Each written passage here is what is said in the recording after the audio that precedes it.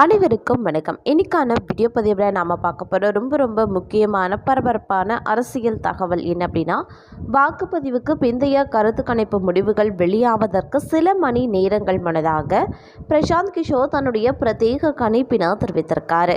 அது என்ன அப்படிங்கிறத பற்றியும், அதை தொடர்ந்து இந்தியாவில் ஆட்சி அமைக்க போவது யார், மீண்டும் பாஜகவா இல்லை இந்தியா கூட்டணியா அப்படிங்கிற கருத்து கணிப்பு முடிவுகள் என்ன சொல்லுது அப்படிங்கிறத பற்றினையும் முழு விளக்கத்தை இன்னைக்கு பார்க்க போகிறோம். அது மட்டும் இல்லாமல் அதை தொடர்ந்து இன்னும் பல பரபரப்பான அரசியல் தகவலையும் சேர்ந்து பார்க்க போகிறோம். இந்த பதிவு உங்களுக்கு மிக பயனுள்ள விகிதத்தில் இருக்கும்.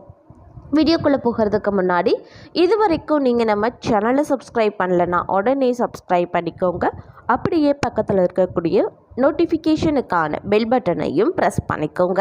சரி நேயர்களே, வாங்க வீடியோக்குள்ளே போகலாம். வாக்குப்பதிவு பிந்தைய கருத்து கணிப்பு முடிவுகள் வெளியாவதற்கு சில மணி நேரங்கள் முன்னதாக பிரசாந்த் கிஷோர் தன்னுடைய பிரத்யேக கணிப்பினை தெரிவித்திருக்காரு.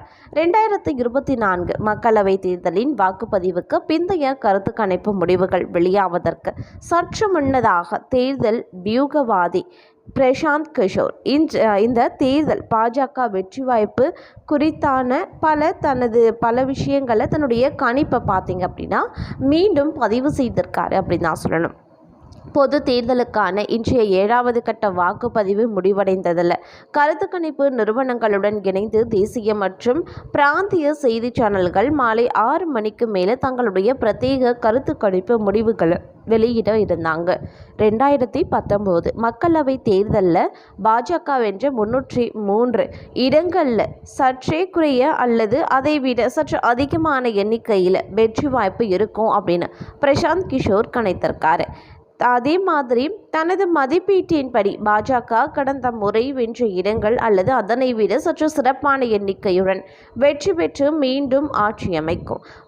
வடக்கு மற்றும் மேற்கு இந்தியாவில் வெற்றி பெறும் இடங்களின் எண்ணிக்கையில் குறிப்பிடத்தக்க மாற்றம் இருக்காது. அதே போன்று இந்தியாவின் கிழக்கு மற்றும் தெற்கு பாஜகவுக்கு உதவ பிராந்திய கட்சிகள் காத்திருக்காங்க அப்படின்னு பிரசாந்த் கிஷோர் தெரிவித்திருக்காரு. முன்னதாக பிரசாந்த் கிஷோர் வெளியிட்டிருந்த அறிவிப்பில் பாஜக அரசுக்கு எதிராக அதிருப்தி, ஆதங்கம் அப்படின்னு ஆங்காங்கே ஓரிரு சலசலப்புகள் தென்பட்டாலும் தேசிய அளவில் பரந்தப்பட்ட எதிர்ப்பு தென்படவில்லை. அதனால் கடந்த மக்களவை தேர்தலின் வெற்றிக்கு நெருக்கமாகவோ அல்லது 303 அப்படிங்கிற அந்த வெற்றி எண்ணிக்கையை விட சற்று அதிகமாகவோ பாஜகவின் இம்முறை வெற்றி அமையலாம் அப்படின்னு தெரிவித்திருந்தார். அதன் அடிப்படைகளை நாம் பார்க்கும் பொழுது அப்படி பார்த்தோம் அப்படின்னா தற்போதைய அரசாங்கம் மற்றும் அதன் பிரதமர் மீது மக்களுக்கு பெரும் அதிருப்தி, அப்படி இல்லைன்னா கோபம் இருப்பதாக கேள்விப்படலை. அதனால் கடந்த தேர்தல் முடிவுகளை ஒட்டியே நடப்பு வெற்றியும் இருக்கும் அப்படின்னு பிரசாந்த் கிஷோர் கணித்திருக்காரு. அது மட்டும் இல்லாமல் ஏப்ரல் 19 அன்று முதல் கட்ட வாக்குப்பதிவுடன் தொடங்கிய நடப்பு மக்களவை தேர்தலின் இறுதி மற்றும் 7ஆம் கட்ட வாக்குப்பதிவு நடைபெற்று வந்து முடிந்திருக்க ஆந்திரா, அருணாச்சல பிரதேசம் மற்றும் சிக்கிம் ஆகிய மாநிலங்களின் சட்டப்பேரவை தேர்தல்களும் இணைந்து நடைபெற்றிருக்கு. ஜூன் 4 அன்று வாக்கு எண்ணிக்கை நடைபெற இருக்கக்கூடிய சூழ்நிலையில் நேற்று மாலை முதல் வாக்குப்பதிவுக்கு பிந்தைய கருத்து கணிப்பு முடிவுகள் வெளியாக இருக்கின்றது. அவற்றின் வருகையை முறைசரித்து தெரிவிப்பது போன்ற சில மணி நேரங்கள் முன்னதாகவே பிரசாந்த் கிஷோர் தன்னுடைய கணிப்பை வெளியாக்கியிருக்காரு அப்படின்னு நான் சொல்லணும்.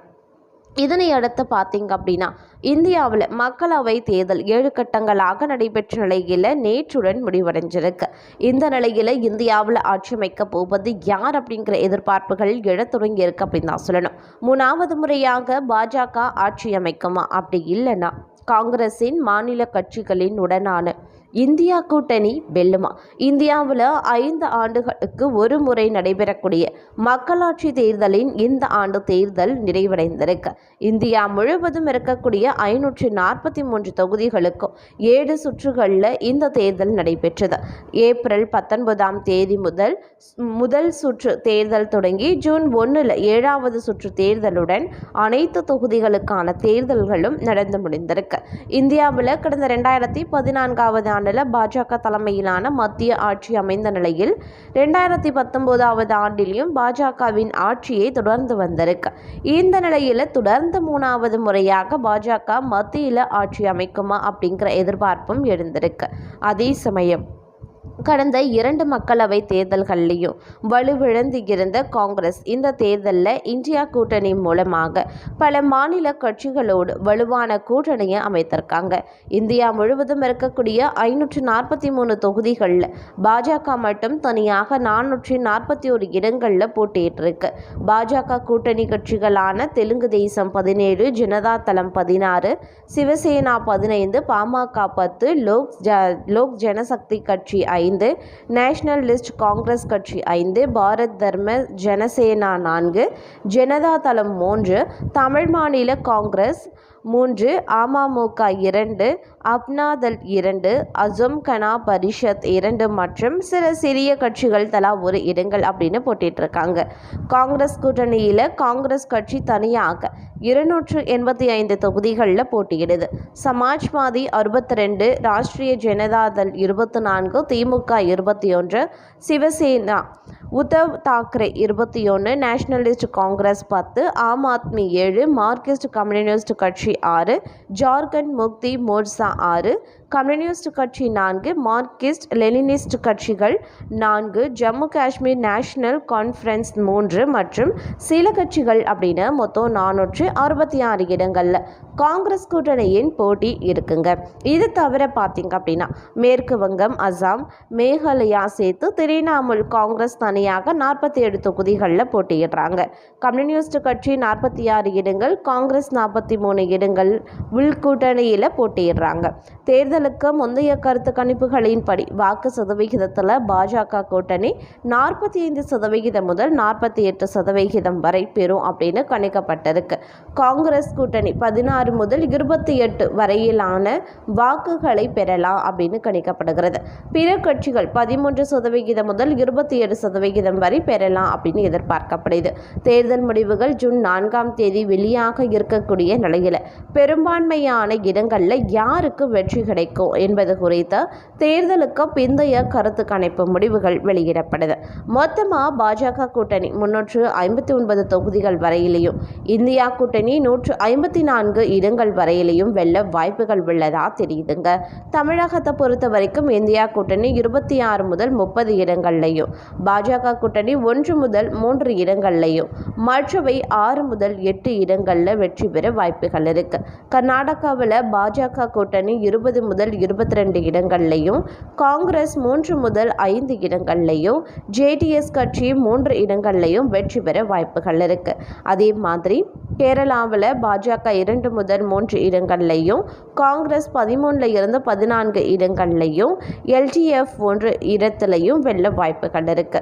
உத்தரப்பிரதேசத்தை பொறுத்த வரைக்கும் பாஜக கூட்டணி 69 முதல் 74 இடங்கள்லையும், இந்தியா கூட்டணி 6 முதல் 11 இடங்கள்லையும் வெற்றி பெற வாய்ப்புகள் இருக்கு. தெலுங்கானாவில் பாஜக 8 முதல் 9 இடங்கள்லையும், காங்கிரஸ் 7 முதல் 9 இடங்கள்லையும், ஏஐஎம்ஐஎம் 1 இடத்திலையும் வெற்றி பெற வாய்ப்புகள் இருக்கு.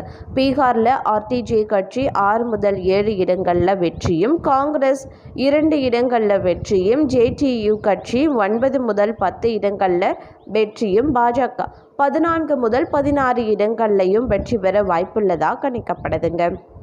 அதே போல் ஜார்க்கண்ட் மாநிலத்தில் பாஜக 7 முதல் 10 இடங்களில் வெற்றியும், இந்தியா கூட்டணி 5 முதல் 7 இடங்களில் வெற்றியும் பெறலாம் அப்படின்னு கணிக்கப்படுது. மேற்கு வங்கத்தை பொறுத்த வரைக்கும் திரிணாமுல் காங்கிரஸ் 13 முதல் 17 இடங்கள்லையும், பாஜக 23 முதல் 27 இடங்கள்லையும், இடதுசாரி கட்சிகள் காங்கிரஸ் 1 முதல் 3 இடங்கள்லையும் வெற்றி பெற வாய்ப்புகள் இருக்கு.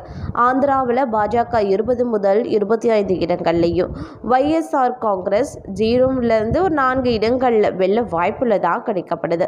சத்தீஸ்கர் மாநிலத்தில் பாஜக கூட்டணி 10 முதல் 11 இடங்கள்லையும், இந்தியா கூட்டணி 4 முதல் 6 இடங்கள்லையும் வெற்றி பெற வாய்ப்புகள் இருக்கு.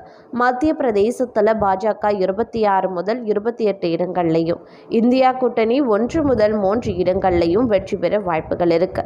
டெல்லியில் பாஜக 6 முதல் 7 இடங்கள்லையும், ஆம் ஆத்மி 2 இடங்களில் வெற்றி பெற வாய்ப்பு, காங்கிரஸ் வெல்ல வாய்ப்புகள் இல்லை அப்படிங்கிற அப்படின்றது கணிப்பு.